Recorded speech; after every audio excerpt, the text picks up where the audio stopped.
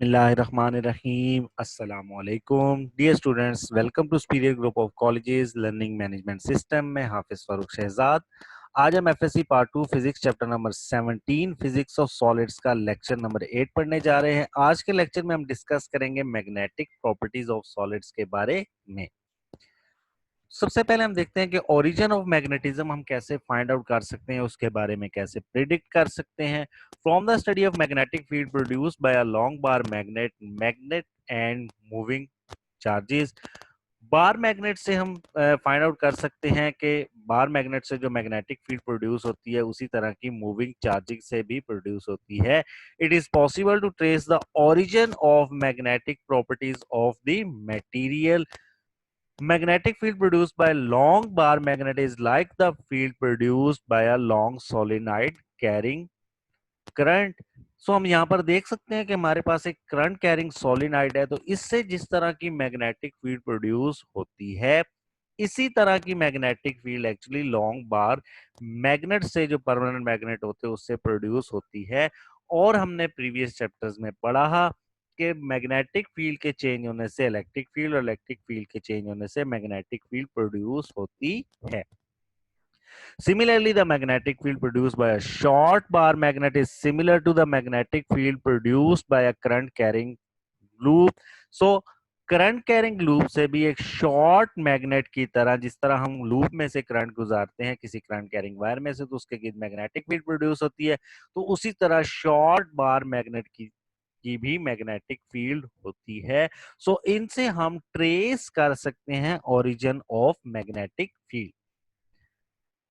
The magnetic field of current gives an idea that electronic orbit around the nucleus of an atom behave like a current carrying loop. So magnetic field जो है that current idea हमें मिलता है electronic orbit से कि उसके गिर्द behave करते हैं इलेक्ट्रॉन्स जो हैं और न्यूक्लियस मैग्नेटिक बिहेवियर शो करते हैं। This gives an idea that atoms of material of permanent magnet can behave like a small magnet due to its electron revolve around the nucleus. Nucleus के अंदर भी जो nucleons है वो orbital और spin motion कर रहे हैं, लेकिन उसका मैग्नेटिक इफेक्ट बहुत कम होता है, जिसलिए हम उसको स्टडी नहीं करते। सो हम इलेक्ट्रॉनिक कन्फिग्रेशन को स्टडी करते हैं। Each atom of a magnetic material में be called as a magnetic atomic magnet. उसको कह सकते हैं कि हर एटम जो है उसके अंदर कोई ना कोई मैग्नेटिक प्रॉपर्टी या मटेरियल की कुछ ना कुछ मैग्नेटिक प्रॉपर्टीज मौजूद होती हैं, सो इसको एटॉमिक मैग्नेट कह सकते हैं। अब मैग्नेटिज्म प्रोड्यूस किस तरह से होती है atom? The magnetism produce by electron with an atom can come from two types of motion. दो तरह की मोशन होती है। फर्स्ट कौन सी है? Electron have orbital motion about the nucleus. Electron क्या करता है? न्यूक्लियस के गिर्द ऑर्बिटल मोशन कर रहा है, जिसकी वजह से मैग्नेटिज्म प्रोड्यूस होती है। सेकंड, हम जानते हैं इलेक्ट्रॉन जो है अपने स्पिन एक्सिस के गिर्द जो है स्पिन मोशन भी कर रहा होता है। So each electron possesses a spin motion about its own axis. Nucleus के गिर्द इलेक्ट्रॉन की ऑर्बिटल मोशन है और अपने ही ऑर्बिट में अपने एक्सिस के गिर्द जो उसकी मोशन है स्पिन मोशन है। सो ये दोनों मोशंस कंबाइन अप होके हमें मैग्नेटिज्म प्रोवाइड करती है। The resultant magnetic field created by electrons with an atom is due to the combined field created by their orbital and spin motion. So combined field जो बनती है spin और orbital motion से, वो क्या कहलाती है? मैग्नेटिक फील्ड कहलाती है। That is due to motion of the electron about its orbit and its axis. अब उससे बनते क्या है? टाइप्स ऑफ मैग्नेटिज्म की बात करते हैं तो परमानेंट मैग्नेट देखते हैं या पैरामैग्नेटिक देखते हैं। सब्सटेंस कौन से होते हैं? Such substance in which the orbits and spin axes of the electrons in an atom are so adjusted that their fields support each other and atoms behave like a tiny magnet. Electrons की orbital और spin motion क्या करती है? Electron की एक दूसरे को adjust करती है और क्या करती है? स्मॉल मैग्नेट शो करती है या small amount of magnetism show करती है, तो क्या कहलाते हैं? पैरामैग्नेटिक सब्सटेंस कहलाते हैं। एग्जांपल्स में देखते हैं। The ions of some rare earth and actinide element, Mn, manganese, goldinium, and certain salts like potassium, chromium, alum, goldinium, sulfate. तो ये क्या शो करते हैं? स्मॉल मैग्नेटिज्म शो करते हैं, जिसको हम टाइनी मैग्नेट्स कहते हैं। चूंकि इनमें जो इलेक्ट्रॉन की स्पिन और ऑर्बिटल मोशन एक दूसरे को एडजस्ट करके बिहेव करती है as a tiny magnet. Diamagnetic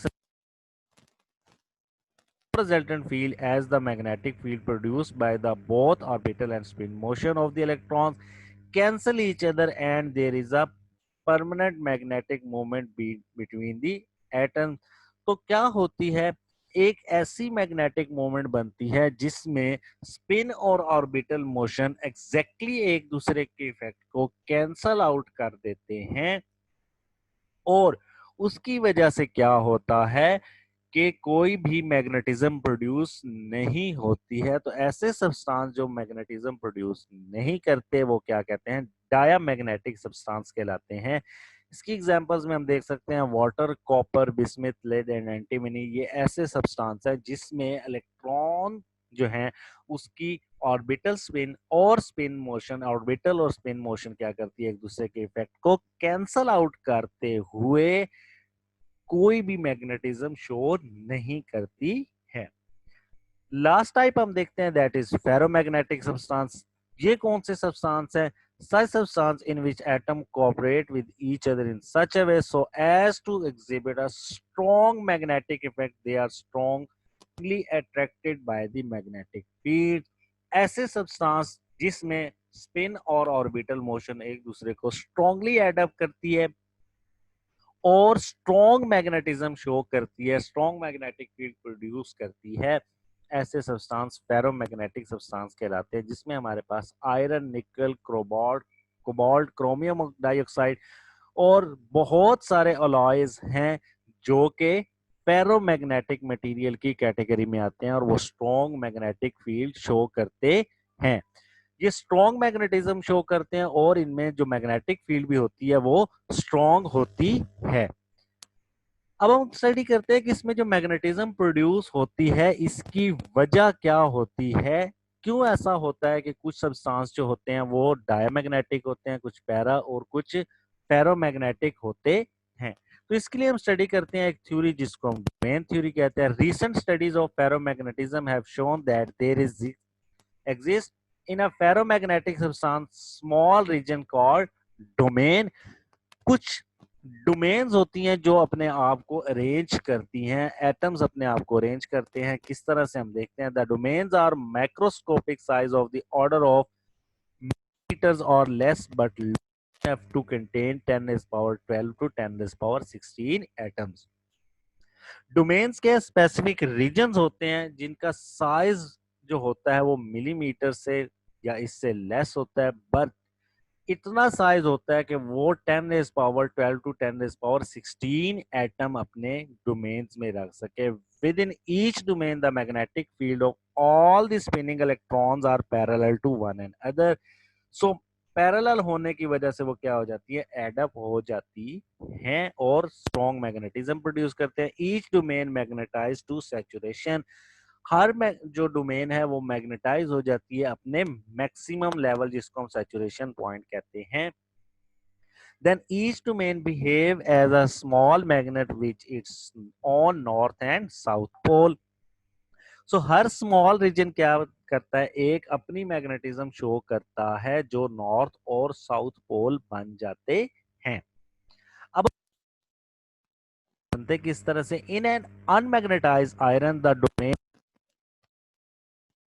fashion so that the net magnetic effect of a seizable specimen is zero। Specific amount में अगर हम देखें तो आयरन अगर अनमैग्नेटाइज है तो अनमैग्नेटाइज किस तरह से होगा? हम यहाँ पर देख सकते हैं डिफरेंट रीजन है जिसके अंदर हर रीजन के अपना नॉर्थ और साउथ पोल बना हुआ है, लेकिन ओवरऑल ये क्या करेंगे? एक दूसरे के इफेक्ट को वेक्टोरिकली अगर हम सम करेंगे तो वो क्या कर देते हैं? जीरो कर देते हैं, जिसकी वजह से नेट मैग्नेटिज्म क्या हो जाती है? जीरो हो जाती है। यहाँ पर देख सकते हैं कि सारी की सारी डोमेन्स जो हैं वो सेपरेटली अरेंज्ड हैं, तो हर किसी की डायरेक्शन अलग है। एरो हेड जो है वो नॉर्थ पोल को शो कर रहा है और जो बॉटम साइड है यानी कि ये वाली टेल वाली साइड है ये साउथ पोल को शो कर रही है। कभी भी मोनोपोल मैग्नेट का एग्जिस्ट नहीं करता। हम ऐसा नहीं कह सकते कि ये नॉर्थ पोल सिर्फ है मैग्नेट का या ये सिर्फ साउथ पोल है। monopole of magnet can never be exist.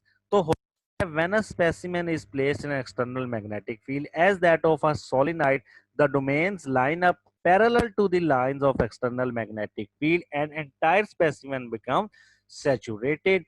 अब क्या होगा जब हम इसको डोमेन जो एन मैग्नेटाइज है हम किसी मैग्नेटिक फील्ड में प्लेस करेंगे तो ये सारी की सारी अपने आप को अलाइन कर लेंगी और उनमें से जो जो डोमेन्स अलाइन हो जाएंगी वो हमें नजर आ रही है कि इस सारी डोमेन्स अलाइन हो गई हैं।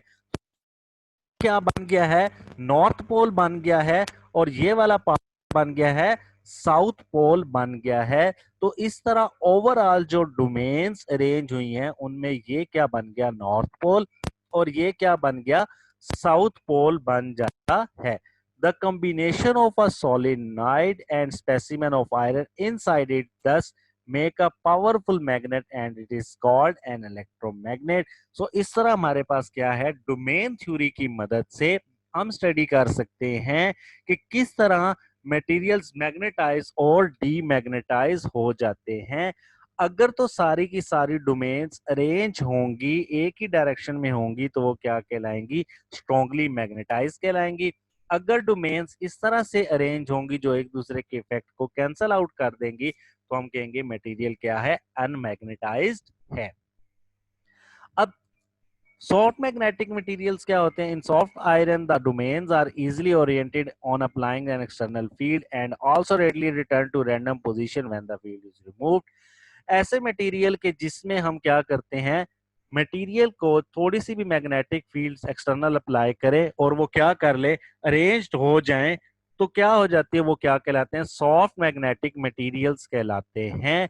और जैसे ही हम एक्सटर्नल फील्ड को हटाएं तो वो क्या हो जाती हैं? डोमेन्स दोबारा रैंडम पोजीशन पर आ जाए तो वो क्या कहलाते हैं? सॉफ्ट मैग्नेटिक मटेरियल्स कहलाते हैं।